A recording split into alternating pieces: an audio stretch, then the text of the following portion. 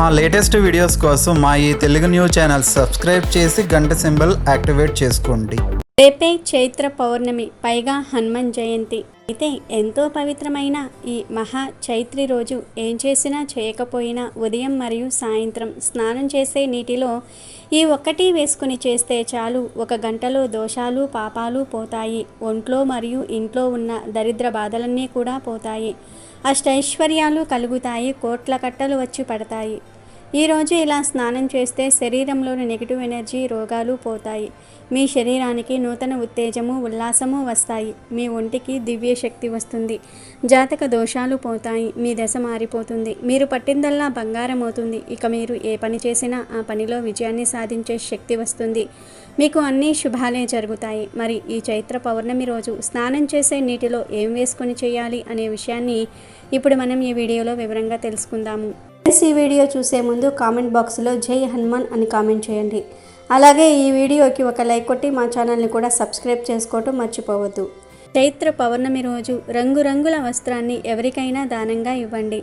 రంగురంగుల వస్త్రాన్ని చిత్రవర్ణ వస్త్రం అని పిలుస్తారు. ఈరోజు ఇలా చిత్రవర్ణంలో ఉండే వస్త్రాన్ని ఎవరికైనా సరే దానంగా ఇస్తే మీకు ఉన్న జాతక దోషాలన్నీ కూడా తొలగిపోతాయి. హనుమాన్ జయంతిని చైత్ర పౌర్ణమి నాడు మరియు వైశాఖ దశమి నాడు 2 సార్లు జరుపుకుంటారు. ఎందుకంటే హనుమ 2 సార్లు జన్మించాడు. మొదట తల్లి అంజనాదేవి గర్భం నుండి హనుమ జన్మించాడు. మరలా హనుమ సూర్యుడిని పండు అనుకుని మింగడానికి వెళ్ళినప్పుడు ఇంద్రుడు వజ్రాయుధంతో దాడి చేస్తాడు. అప్పుడు హనుమ చనిపోతాడు. అప్పుడు దేవతల అనుగ్రహంతో మరలా జన్మించి చిరంజీవిగా మారుతాడు హనుమ. ఇలా హనుమ 2 సార్లు పుట్టాడు కనుక హనుమాన్ జయంతిని 2 సార్లు జరుపుకుంటారు. కేరళలో మాత్రం మార్గశిర మాసంలో హనుమాన్ జయంతిని నిర్వహిస్తూ ఉంటారు. ఈ రోజున ఖచ్చితంగా ఇంటిని, వాకిల్ని శుభ్రం చేసుకోవాలి. ఇల్లు తుడుచుకునేటటువంటి నీటిలో కాస్త రాళ్ళ ఉప్పుని వేసుకొని మీరు ఇంటిని తుడుచుకోవటం వలన మనకు ఇంట్లో ఉన్నటువంటి చెడు శక్తులు, దుష్ట శక్తులు, నకారాత్మక శక్తులు ఏమైనా ఉంటే ఆ నీటిలోనికి వచ్చి ఆ నీటిని మనం బయట పారవేసేటప్పుడు అవి మొత్తం కూడా వెళ్ళిపోవడానికి అవకాశం అనేది ఉంటుంది. అంటే ఆ దరిద్రమంతా కూడా ఆ నీటి రూపంలో, ఆ మురికి రూపంలో వెళ్ళిపోతుందన్నమాట. ఈ రోజున జుట్టు కత్తిరించుకోవటం, గోళ్ళు కత్తిరించుకోవటం, జుట్టు విరబూసుకోవటం, గడపల మీద కూర్చోవటం, తొక్కటం, తిట్టుకోవటము, శాపనార్థాలను పెట్టుకోవటము, ఇటువంటి పనులు అనేవి పొరపాటున కూడా చేయకూడదు. మగవారు కూడా షేవింగ్, గడ్డము ఇలాంటివి చేయకూడదు. దూర ప్రయాణాలు ఏమైనా ఉంటే అవి కూడా చేయటం మంచిది కాదు. ఈ పౌర్ణమి రోజు మీరు నలుపు రంగు బట్టలు అనేవి పొరపాటున కూడా ధరించకూడదు. నలుపుకు పౌర్ణమి అస్సలు పడదు. కాబట్టి మనం ఈ రోజున నలుపు రంగు బట్టలు వేసుకోవటం వలన మన జీవితంలో నష్టాలు, కష్టాలు ఎక్కువైపోయేటటువంటి అవకాశం అనేది ఉంది. డబ్బులు పాలైపోయేటటువంటి ప్రమాదం అనేది ఉంది. అలాగే నిందలు వచ్చేటటువంటి అవకాశం కూడా ఉంది. కాబట్టి నలుపు రంగు బట్టలు ధరించకూడదు. ఇలాంటి చిన్న చిన్న నియమాలు అనేవి ఖచ్చితంగా పాటించాలి.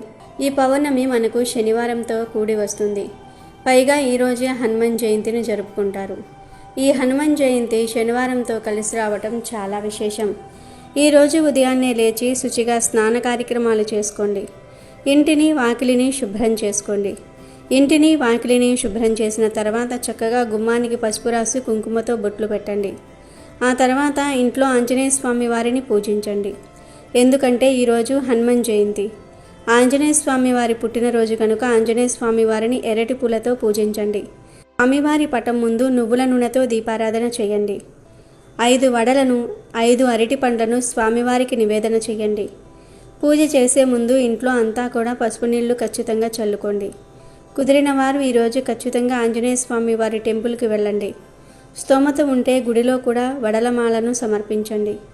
ఇలా చేస్తే ఆంజనేయ స్వామి వారి సంపూర్ణ అనుగ్రహం కలుగుతుంది. చైత్ర పౌర్ణమినే మహాచైత్రి అని, చిత్ర పౌర్ణమి అని అంటారు. ఈ రోజున శివపార్వతుల కళ్యాణాన్ని జరిపించటం మంచిదని ఆధ్యాత్మిక గ్రంథాలు స్పష్టం చేస్తూ ఉన్నాయి.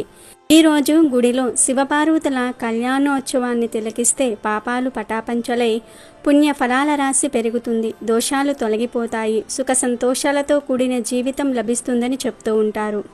పురాణాల ప్రకారం చైత్ర పూర్ణిమ రోజు సత్యనారాయణ స్వామి వ్రతం చేస్తే అద్భుతమైన ఫలితాలు పొందుతారని నమ్ముతారు. ఈరోజు సత్యనారాయణ స్వామి కథని విన్నా చాలు మంచి ఫలితం వస్తుంది. ఈరోజు చిత్రగుప్తుని జన్మదినం కూడా జరుపుకుంటారు. పుట్టినవారు మరణించక తప్పదు, మరణించిన వారు తిరిగి జన్మించక తప్పదు అని భగవద్గీతలో శ్రీకృష్ణ పరమాత్ముడు ఎప్పుడో చెప్పాడు. అంటే ఈ సృష్టిలో జన్మించిన ప్రతి ప్రాణి ఏదో ఒక రోజు చనిపోక తప్పదు. ఒకవేళ అలా జరగలేదంటే ఈ సృష్టిలో ప్రతి సృష్టి అనేది ఆగిపోతుంది. మన మనుషుల విషయానికి వస్తే పుట్టిన ప్రతి మనిషి ఏదో ఒక రోజు ఖచ్చితంగా చనిపోతాడు. కాకపోతే కొద్దిగా వెనుక ముందు అవ్వవచ్చు, కానీ మరణం మాత్రం తప్పదు. మనిషి యొక్క ఆయువు తీరిన తర్వాత యమధర్మరాజు వచ్చి వారి ఆత్మలను తీసుకుని వెళ్తాడని నమ్మకము.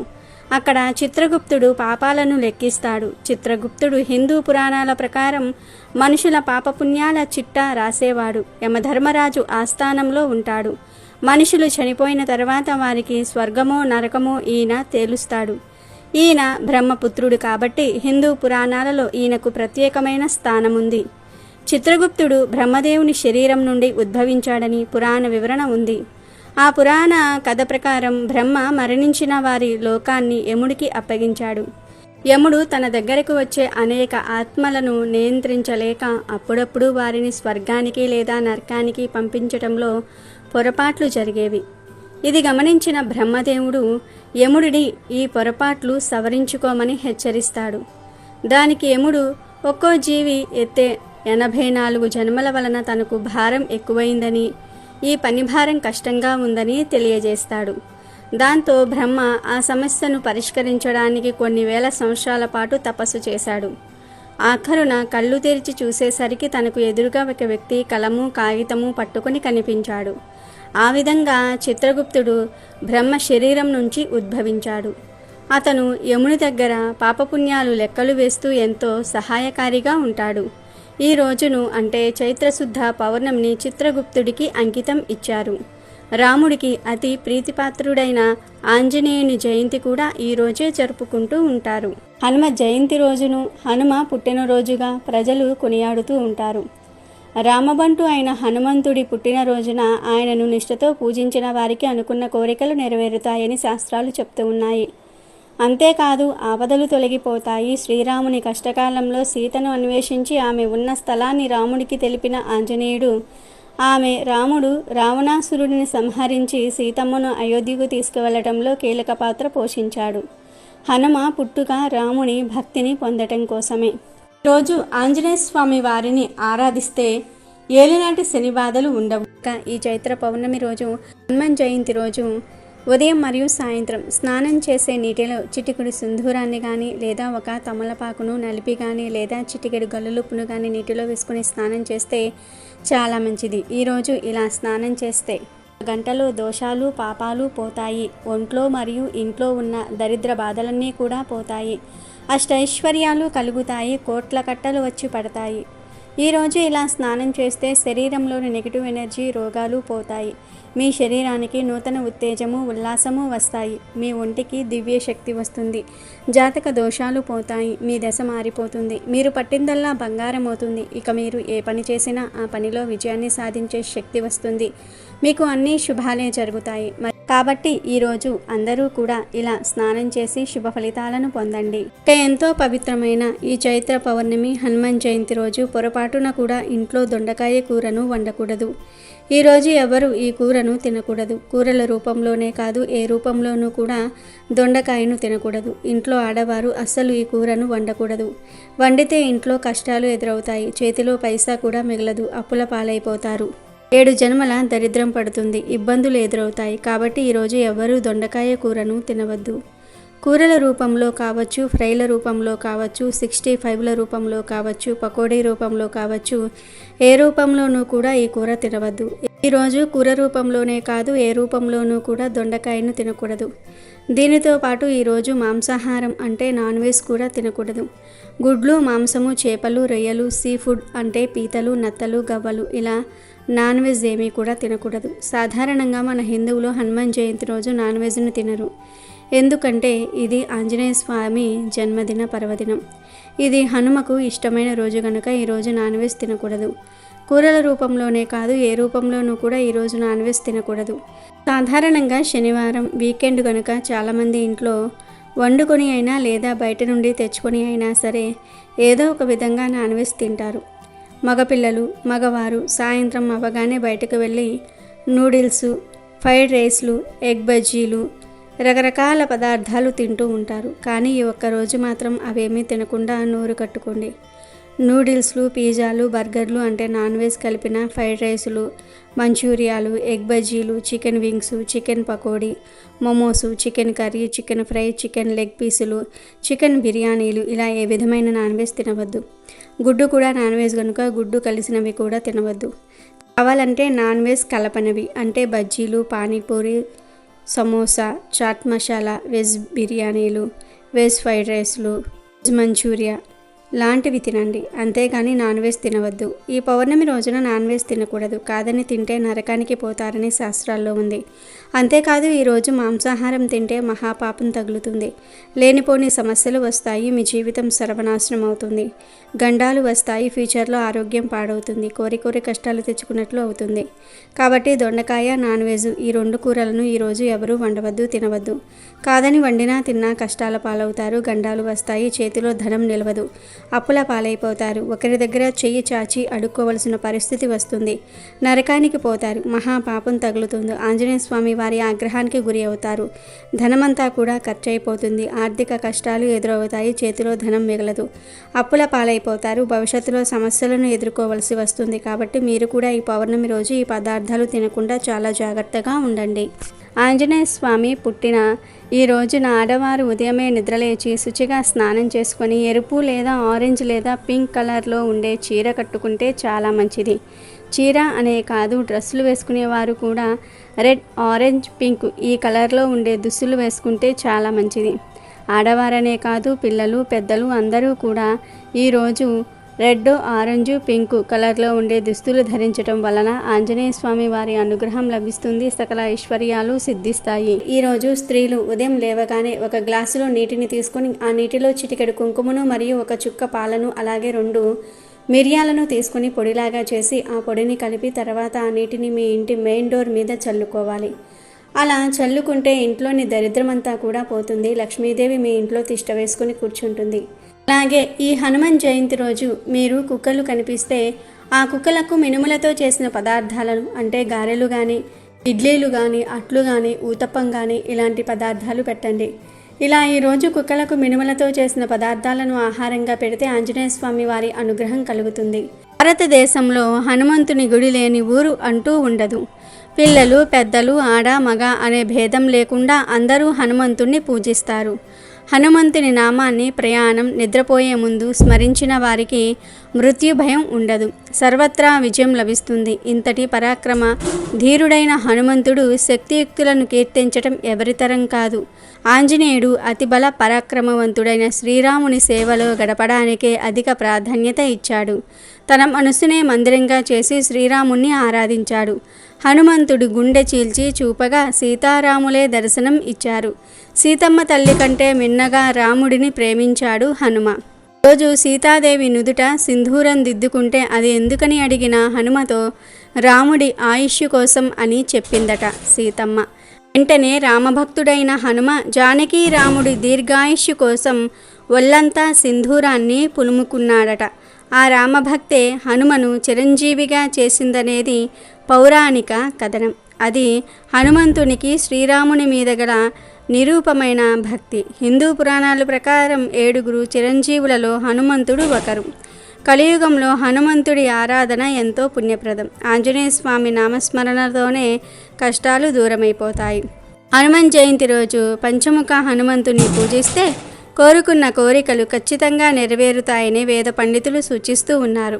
ఎందుకంటే ప్రతి హనుమంతుడి ముఖానికి దాని స్వంత ప్రత్యేకత ఉంది. పంచముఖ హనుమంతుడి రూపం 5 రకాల ముఖాలతో ఉంటుంది.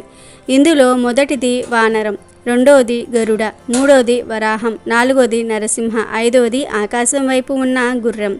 ఈ రోజు పంచముఖ ఆంజనేయ స్వామిని పూజించాలి. శ్రీరామనామము, హనుమాన్ చాలీసా వంటివి పఠించాలి. దీపం వెలిగించటము, సింధూరం పెట్టించటం వంటివి చేయటం వల్ల ఆ వాయుపుత్రుడు పరమానంద భరితుడు అవుతాడు. అప్పుడే మన కోరికలు నెరవేరుతాయి. హనుమాన్ జయంతి రోజు పంచముఖ ఆంజనేయ స్వామిని పూజిస్తే ముఖ్యంగా 5 కోరికలు నెరవేరుతాయి. ఆ 5 కోరికలు ఏమిటి అంటే, ముందుగా శత్రువులపై విజయం సాధిస్తారు, జీవితంలో కష్టాలు తొలగిపోతాయి, కీర్తి, శక్తి, బలం, దీర్ఘాయువు, ఆంజనేయుడి ఆశీర్వాదాలు పొందుతారు, భయము, నిరాశ, ఒత్తిడి, ప్రతికూల శక్తుల నుంచి స్వేచ్ఛ లభిస్తుంది, కోరిన కోరిక నెరవేరుతుంది. కనుక తప్పక హనుమంత్ జయంతి రోజు అందరూ పంచముఖ ఆంజనేయ స్వామి వారిని పూజించండి. ఈరోజు పంచముఖ ఆంజనేయ స్వామి వారిని పూజించండి.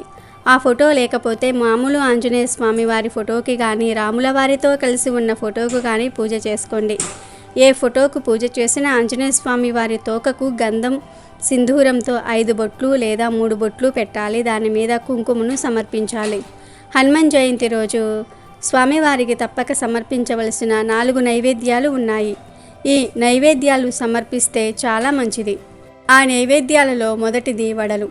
ఈరోజు వడలను స్వామికి నైవేద్యంగా సమర్పించినా లేదా మాల కట్టి వడమాల సమర్పించిన జాతక దోషాలన్నీ కూడా తగ్గుముఖం పడతాయి.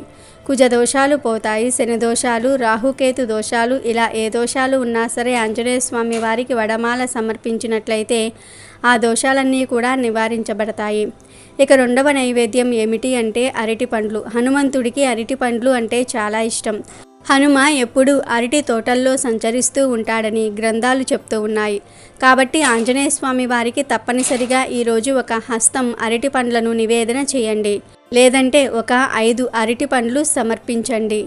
ఇలా అరటి పండ్లు నివేదన చేయటం వలన సకల ఐశ్వర్యాలు కలుగుతాయి. వీటితో పాటుగా తమలపాకులను లేదా తమలపాకుల మాలను కూడా ఆంజనేయ స్వామి వారికి సమర్పించాలి. తమలపాకులను మాలలాగా కట్టుకుని, అంటే 11 లేదా 18 లేదా 27 లేదా 48 లేదా 108 తమలపాకులను తీసుకొని మాలలాగా కుట్టి ఆ మాలను స్వామివారికి అలంకరించాలి. ఇలా తమలపాకుల మాలను సమర్పిస్తే స్వామివారు తొందరగా వశమైపోతారు. ఈ తమలపాకుల మీద సింధూరంతో శ్రీరామ్ అని రాసి సమర్పిస్తే మరిన్ని మంచి శుభ ఫలితాలు కలుగుతాయి. కనుక హనుమాన్ జయంతి రోజు తప్పక తమలపాకుల మాలను కూడా స్వామివారికి సమర్పించండి. ఈ మూడింటితో పాటు ఆంజనేయ స్వామి వారికి కొబ్బరికాయను కూడా నైవేద్యం పెట్టాలి. కొబ్బరికాయలంటే ఆంజనేయ స్వామి వారికి ఎంతో ఇష్టం కనుక తప్పనిసరిగా కొబ్బరికాయను కానీ, కొబ్బరితో చేసిన తీపి పదార్థాన్ని నివేదన చేయాలి. ఈరోజు ఈ 4టిని తప్పనిసరిగా హనుమంతునికి సమర్పించాలి. తమలపాకులను తిన్నా తినకపోయినా తమలపాకుల మాలను ఆంజనేయ స్వామి వారికి సమర్పించాలి. వడలు, అరటి పండ్లు, కొబ్బరికాయను మాత్రం మీరు ప్రసాదంగా స్వీకరించి తినాలి. తమలపాకులు తినేవారు తమలపాకుల మాలలోని ఆకులను ప్రసాదంగా స్వీకరించి తినాలి. ఈరోజు ఈ ప్రసాదాలు పెడితే హనుమ ఎంతో సంతోషిస్తాడు.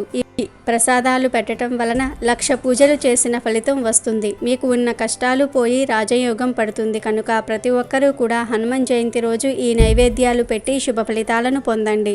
రామ పుట్టుక రాముని భక్తిని పొందటం కోసమే. రామ భక్తుడిగా చిరంజీవిగా ఈ లోకం ఉన్నంతకాలం రామనామాన్ని స్తుతించే వారికి అండగా ఉండేందుకే హనుమంతుడు అవతారం ఎత్తాడు. అలాంటి హనుమ పుట్టిన రోజు అయిన హనుమాన్ జయంతి రోజున ఆంజనేయ స్వామి ఆలయాలకు వెళ్ళి ఆంజనేయ స్వామి వారిని దర్శించి సింధూరం ధరిస్తే దుష్ట శక్తులు పారిపోతాయి, అనుకున్న కార్యాలు దిగ్విజయంగా పూర్తవుతాయి. పూర్వం సుందరి అనే ఒక పట్టణం ఉండేది. అది పేరుకు తగ్గట్టు సర్వాంగ సుందరంగా ఉండేది. అందులో మైదుడు అనే ఒక బ్రాహ్మణుడు ఉండేవాడు.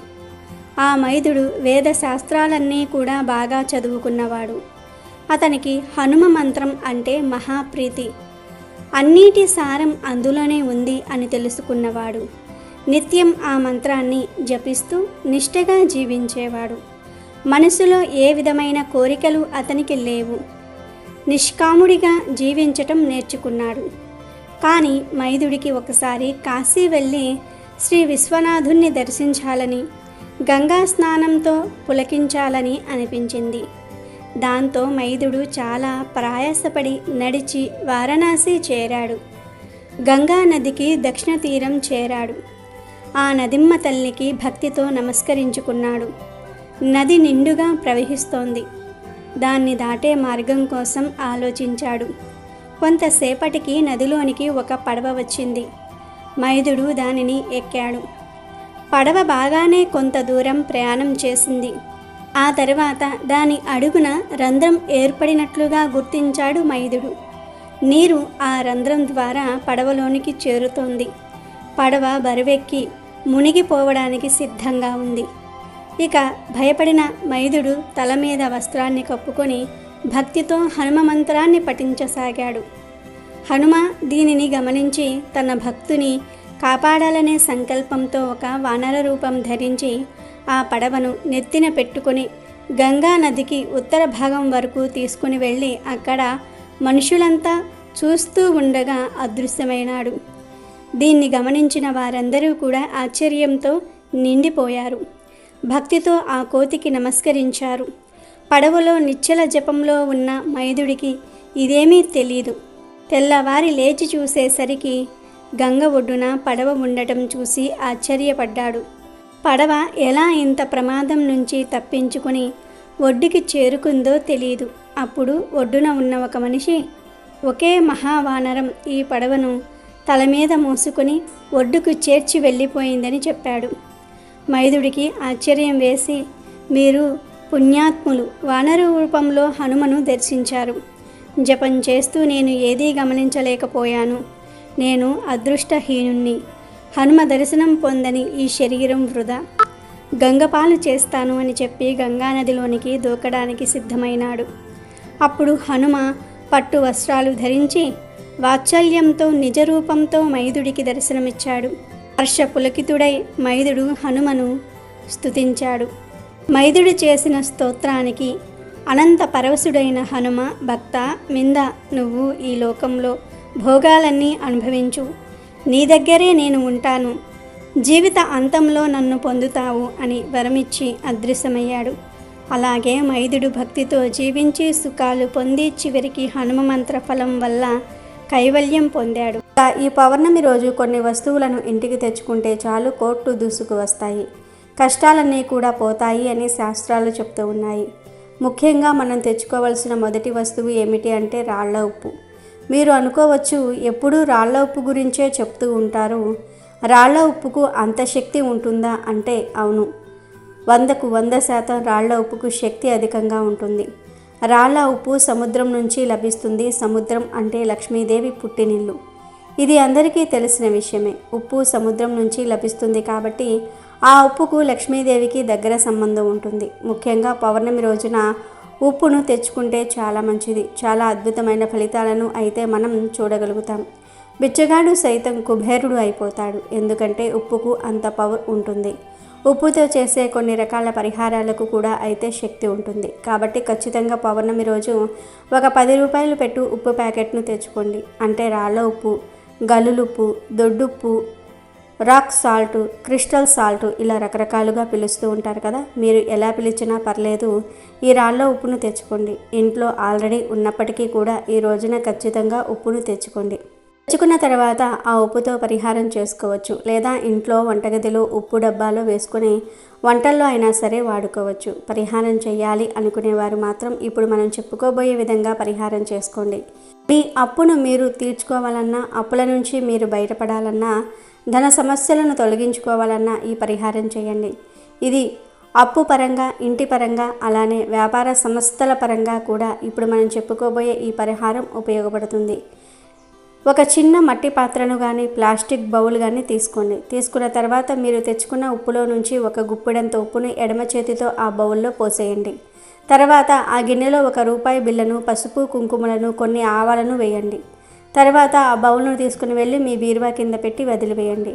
మళ్ళీ మరునాడు ఉదయం ఆ బౌల్ని తీసేసి దానిలో వస్తువులను ఒక కవర్లో వేసి ఆ కవర్ను పారే నీటిలో పడేయండి. కాబట్టి ఈ పరిహారాన్ని ఈ విధంగా ఆచరించుకోండి. ₹1 బిళ్ళను మాత్రం మనం హుండీలో వేసుకోవచ్చు, దానం చేసుకోవచ్చు. అది మీ ఇష్టం అన్నమాట. ఉప్పు తెచ్చుకొని ఇలా పరిహారం చేసుకోవచ్చు. లేదు మాకు పరిహారాల మీద ఇంట్రెస్ట్ లేదు అనుకునేవారు ఆ ఉప్పును వంటల్లో వాడుకోవచ్చు. ఇలా ఉప్పును తెచ్చుకొని ఈ 2 విధాలుగా కూడా మీరు ఆచరించుకోవచ్చు. ఎలా చేసినా మంచి ఫలితం వస్తుంది. అమ్మవారి యొక్క అనుగ్రహం అయితే సంపూర్ణంగా కలగడానికి అవకాశం ఉంటుంది. కాబట్టి ప్రయత్నించండి. ఇక ఆ తర్వాత ఈరోజు తెచ్చుకోవలసిన 2వ వస్తువు ఏమిటి అంటే లక్ష్మీ గవ్వలు. 5 గవ్వలు తెచ్చుకోండి. మీ ఇంట్లో పసుపు గవ్వలు ఆల్రెడీ ఉంటే వాటిని ఈ పౌర్ణమి రోజు తీసి పాలతో కానీ నీళ్లతో కానీ కడగండి. అలా కడిగేసిన తర్వాత ఈ గవ్వలను తీసుకుని వెళ్ళి లక్ష్మీదేవి ఫోటో ముందు పెట్టి పూజించండి.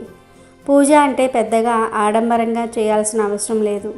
కొంతమంది మార్వాడీస్ కావచ్చు, కొంతమంది బాగా డబ్బు ఉండేవాళ్ళు కావచ్చు, సాధువులు, మునులు ఈ పౌర్ణమికి అతీత శక్తిని కలిగి ఉంటారు.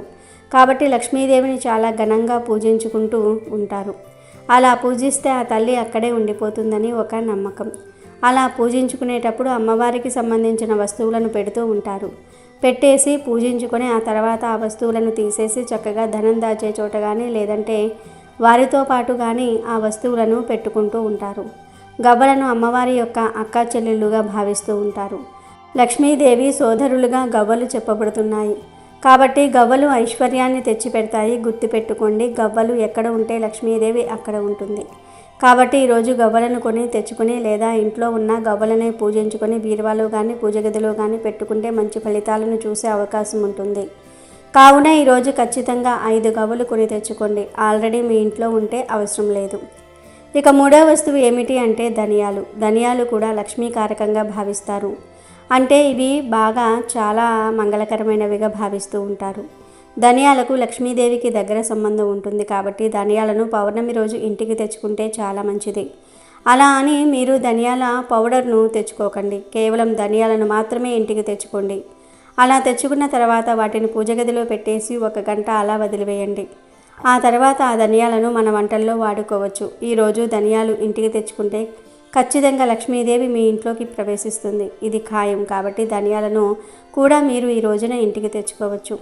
ఇక ఆ తర్వాత పౌర్ణమి రోజు పసుపును కూడా ఇంటికి తెచ్చుకోవచ్చు. పసుపు చాలా మంగళకరమైనది, మంగళప్రదమైనది. పసుపు గురించి మనం ప్రత్యేకించి చెప్పుకోవాల్సిన అవసరమే లేదన్నమాట. పసుపు లక్ష్మీదేవి రూపం. కాబట్టి ఈ రోజున ఖచ్చితంగా పసుపును ఇంటికి తెచ్చుకోవాలి. పసుపును ఇంటికి తెచ్చుకుంటే చాలా మంచిది. పసుపు చిన్న ప్యాకెట్ను ఇంటికి తెచ్చుకున్నా లేదంటే 2 పసుపు కొమ్ములను కొని ఇంటికి తెచ్చుకున్నా మనకైతే అద్భుతాలు జరుగుతాయి. మంచి ఫలితాలను చూడడానికి ఎక్కువగా అవకాశాలు ఉంటాయి. మనకు ధనం వస్తుంది, మన ఇంటి సంపాదన పెరుగుతుంది, ఐశ్వర్యం లభిస్తుంది, ఆర్థికంగా మనకు బాగా కలిసి రావడానికి అవకాశం ఉంటుంది. అందుకే ఈరోజు పసుపును ఇంటికి తెచ్చుకోండి. కొత్త పసుపును తెచ్చేసుకుని పౌర్ణమి రోజు చక్కగా డబ్బాలో పోసి పెట్టుకోవచ్చు. ఈ విధంగా కూడా మంచి ఫలితాలు ఉంటాయి. లక్ష్మీదేవి అనుగ్రహం కలుగుతుంది.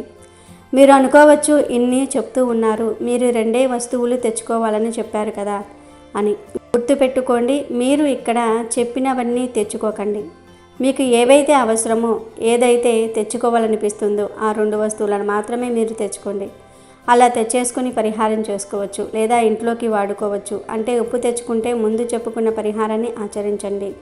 పసుపు కొమ్మలు తెచ్చుకుంటే ఆ పసుపు కొమ్మల్ని అమ్మవారి దగ్గర పెట్టి పూజించుకొని బీరువాలో దాచుకోవచ్చు. లేదా ఈ ఉప్పును పసుపును ఇంట్లో వంటల్లో వాడుకోవచ్చు. ఇలా 2 విధాలుగా మనకు ఉపయోగపడుతుంది. 2 విధాలుగా కూడా మనకు పనిచేస్తుంది. అటు మనం నష్టపోము, అలానే కాకుండా ఇటు తెచ్చుకున్న దానికి కూడా మనం ఫలితం కలుగుతుంది. ఇలా 2 విధాలుగా కూడా మనకు ఉపయోగపడతాయి. కాబట్టి 2 విధాలుగా ఆచరించవచ్చు.